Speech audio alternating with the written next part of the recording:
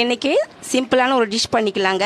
பச்சை காராமணி நாட்டுக்கோழி முட்டை வச்சு ஒரு பொடி மாஸ் பண்ணிக்கலாம். 2 வெங்காயம் பொடியா கட் பண்ணி வச்சுக்கலாங்க. ஒரு 6 பச்சை மிளகாய் நீட்டு வாக்கில் கட் பண்ணி வச்சிருக்கிறேன். கறிவேப்பிலை வச்சிருக்கிறேன். பச்சை காராமணி பொடியா நறுக்கி வச்சிருக்கிறேங்க. எண்ணெய் ஊற்றிருக்கிறேங்க. எண்ணெய் காஞ்சிச்சு, கடுகு போட்டுக்கலாம்.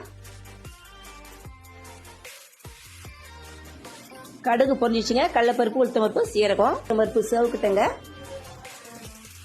பருப்பு சேவந்துச்சுங்க. இப்போ வெங்காயம், பச்சை மிளகாய், கருவேப்பிலை சேர்க்கலாம். வெங்காயம் சேவந்துச்சு. இப்போ காராமணி சேர்த்துக்கலாம். காராமணி வெந்துச்சுங்க. இப்போ முட்டையும் பெப்பர் பவுடர் கலக்கி அதில் ஊற்றிக்கலாம்.